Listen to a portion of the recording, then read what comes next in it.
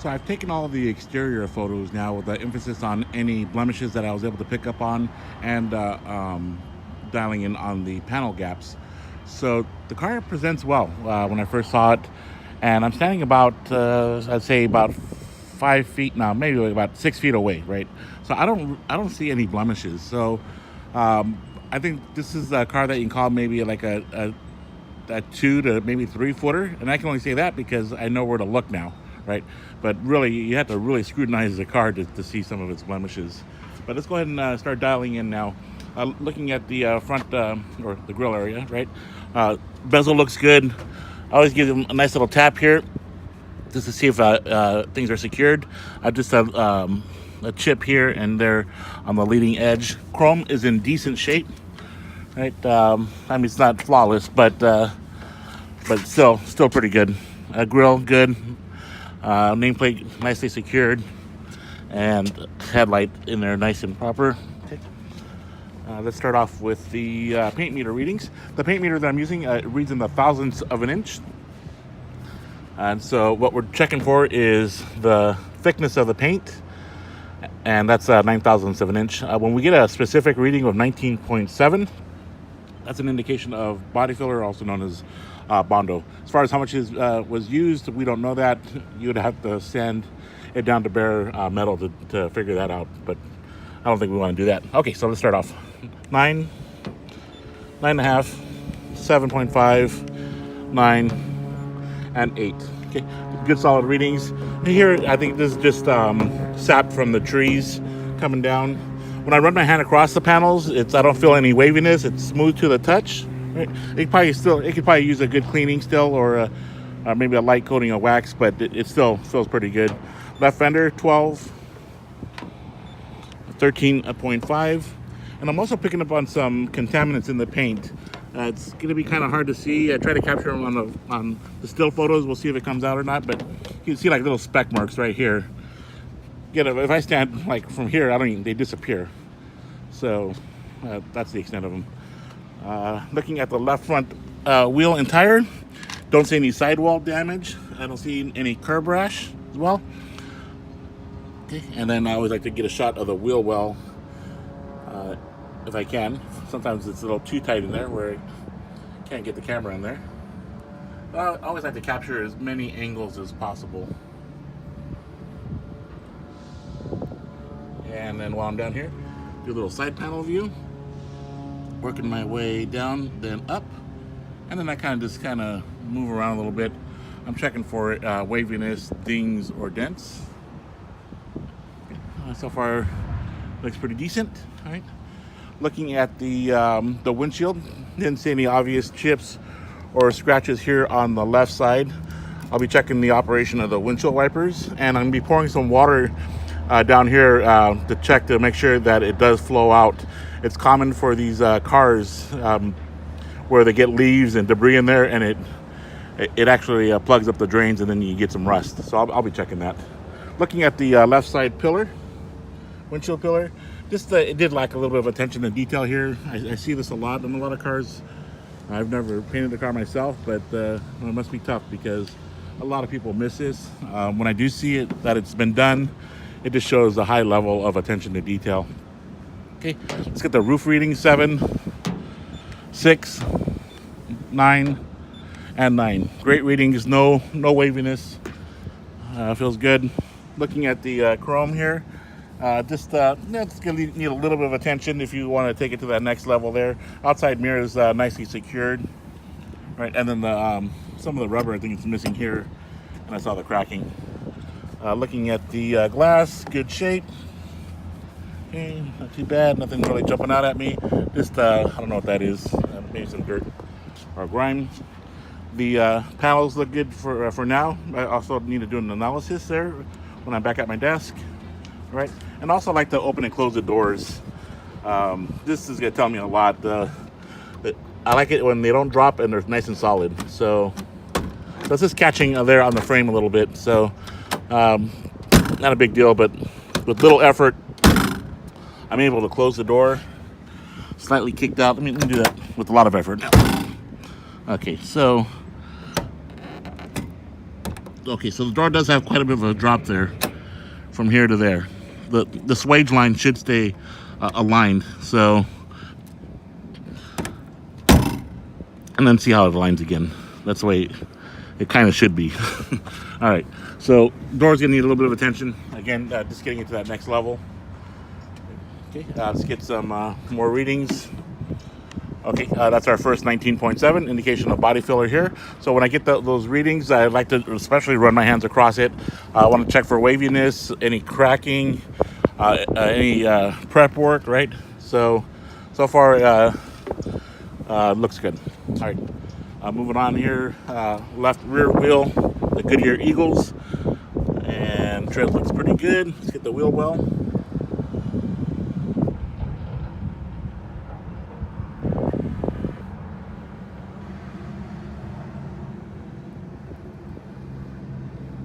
All right, and on here, let's just change positions here, and then let's just take a quick look at the side panels here.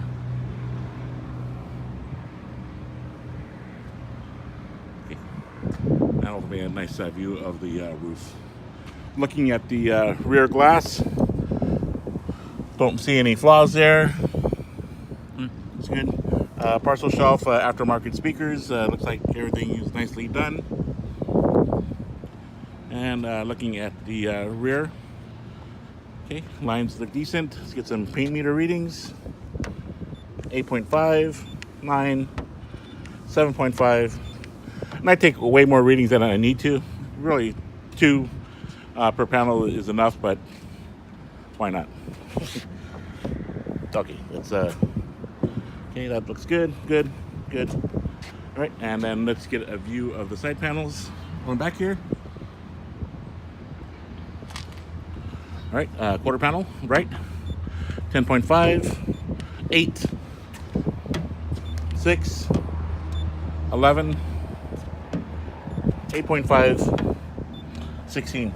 Great readings. Right rear wheel well area.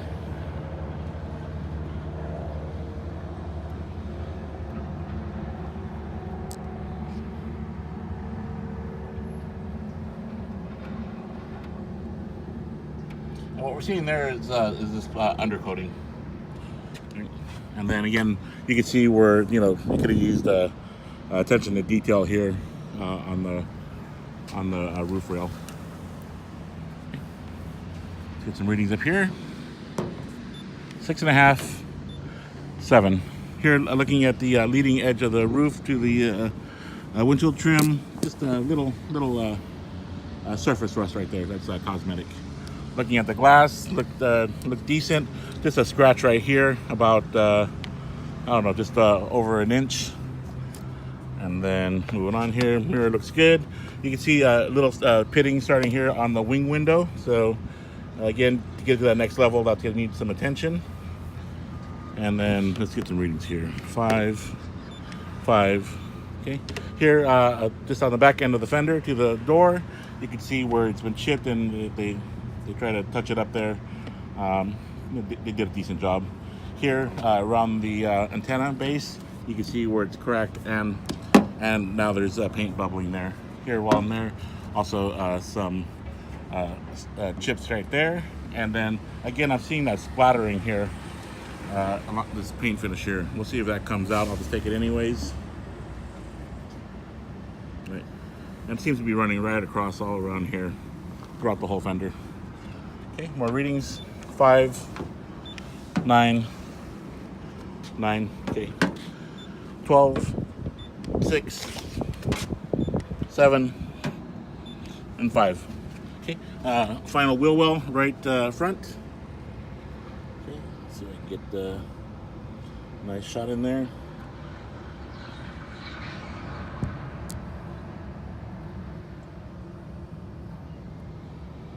Oops. And let's do that there. And I'll also be going underneath to take a look, and I'll be shooting pictures there as well. Okay, I'll just do a final view before I move on. All right. I'm gonna be starting the vehicle up for the first time. So what I'm gonna do is we're gonna see how it starts, right? So we'll experience that at the same time. Also, we're gonna check for any smoke coming out of the tailpipe, right? Hopefully, it's nothing comes out like gray, white, blue, right? Because all that stuff means something, right? So I'm gonna go and start it, and also while I'm back here, I'm running the video. I'm gonna check the lights too, check to see if everything works. So here we go.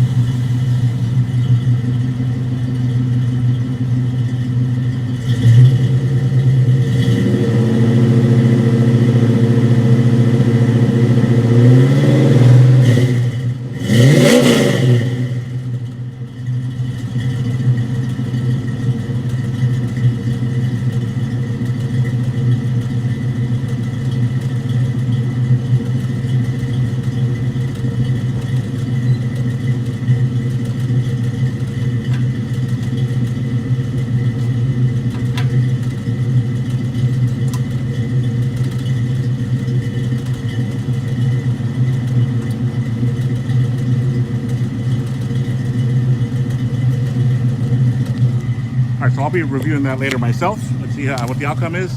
So now let's just take a quick tour. Let's take a look at the gauges while it's running. Okay, reading just below half. We've got mid-range on the oil pressure. Odometers were showing 32,246. Amperage dead center. And the temperature, we'll keep an eye on that. We'll see if that moves. Unfortunately, I did get it started cold because the vehicle was driven in to work. So it's always ideal to check it cold. Just quickly here, quick little tour of the engine bay. I got the stamp numbers. It's kind of hard to see just because of being painted over. I mean, the engine sounds pretty smooth. I don't hear any abnormal noises come from the bottom end or top end. You know, I've revved it already, so it sounded pretty responsive. It sounded pretty nice. Actually, here's a shot of the firewall area. Didn't see any issues there. Power brakes, the braces look good. The bushing, decent shape. I always like to remove this to check for smoke or anything. Any type of blow-by. Looks pretty good. Right. Right here, there's a stamp number right there. Because of the paint. Braces look pretty good. Signs of some post-factory welding right there. So when I get underneath, I'll take a closer look. Repairs are fine so long as they've been done properly, right? And the radiator slightly seems like, I don't know. I'll review it later before I say anything. All right, looking at the pulleys, it looks like I don't see any wobbling, so they look pretty straight. And let's take a look some more here. For fuel.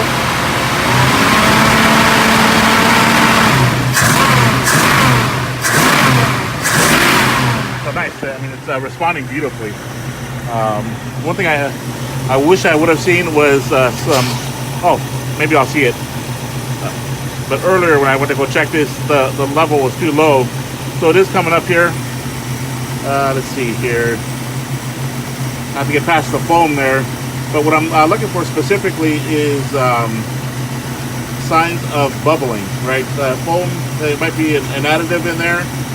Green color from what I can see right here looks decent. So I'm not seeing any signs of cross-contamination there, but it is a little foamy, so we'll have to ask them if there's some kind of additive in there. Sometimes when I get those weird colors as a result of that. All right, looking at the fascia area here, looks decent. So nothing really serious has grabbed my attention so far. Battery properly secured. Looks like it's 12/17 is the production date on that. Another view of the supports. See, we don't see that welding like we saw on the other side. I've already checked the oil already. That was in fantastic shape. Didn't see any signs of cross-contamination. Again, the bushings look good. Firewalls in decent shape. All right.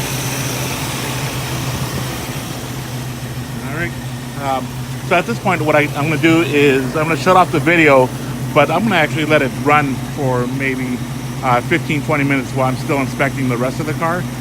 The reason I like to do that is, one, to get the engine nicely heated up, but also the heat of the engine will heat soak the suspension components. So that way, when I go on a road test, if something's kind of on the verge of giving, hopefully I can pick it up during that brief road test. Just a quick shot of the carburetor. Hold on. Point out the difference between how the left door closes versus the right side. So we can see here where the swage line is. The alignment is a lot better, right? And then when I open the door, you can see how it just kind of opens up nicely. You don't see it drop at all. And then even when closing, you can see how that's just a difference there. Here in the interior, didn't really see any obvious issues that grabbed my attention here. The only thing I couldn't verify was the operation of the blower fan. Right, radio, I was able to tune that in. I don't know if it has an AM feature because I couldn't tune into that. And the ashtray cover, I couldn't pull out. I still need to check the operation of the clutch. When I do the road test, glove box looked pretty straightforward. I lifted up on the mats, didn't see any problems there. Headliner was nice, and so was the back seat. So I mean, it's overall it's a nice car, but at the end of the day, it's all about meeting your expectations, and we'll go from there. So from here, I do the underside and then the road test. For a couple of miles already. So one thing I will say that, you know, initially finding the gears is kind of tricky. So, but once you figure it out, like that's reverse right there, takes a little bit of muscle in there. But like getting first gear, there's almost like a little notch you have to get past to find that, because I kept on taking off in third gear. So I'll just try to talk and drive at the same time. One thing I did notice is when I do drive, the steering does go to the left, and I'll see if I can demonstrate that a little better when I'm on the road. Clutch, I mean, it's a heavy feeling clutch, but it is responsive as far as, you know, I didn't feel any slipping. Gears are engaging nicely, and I'm just waiting for a clear path here. I'm actually shut down the video for a second here. So I want to wait until there's no cars. Yeah, clear up right here a little bit for me here. So obviously there's no power steering because you can hear me grunting right now. All right, so we're going straight, and this is gonna be first, second, third. That noise that you hear, that's just my toolbox there, but it's plastic, so it's not doing any damage. But I just corrected the steering, but you can see how it goes to the left, right? And then let's go fourth gear, lastly. All right, and then so gears engage fine. Braking is effective as well, you know, but again, it does shoot to the left. I mean, it doesn't shoot, but it'll start veering. I'll do it hands-free right now. And so, yeah, you can see it goes to the left. When I go over bumps, I don't hear any rattles, right? So that's good. So, I mean, it sounds solid. And I still need to check all the lights. But here we go, second gear again. I have to go a lot slower now. Horn works, wipers worked. I think I mentioned everything else. And going into third gear and fourth gear again. So I'm gonna go ahead and shut down, and let's wrap up the road test to where I can focus on what I'm doing here. If anything changes, I'll be sure to add it to the video. From the road test, so one of the last things I want to check again was the exhaust. After driving it, and I drove it, you know, pretty hard at some point. I'm not seeing any smoke or condensation. I was seeing that earlier still. So we gotta find out how long this car sits. But right now it looks nice and dry.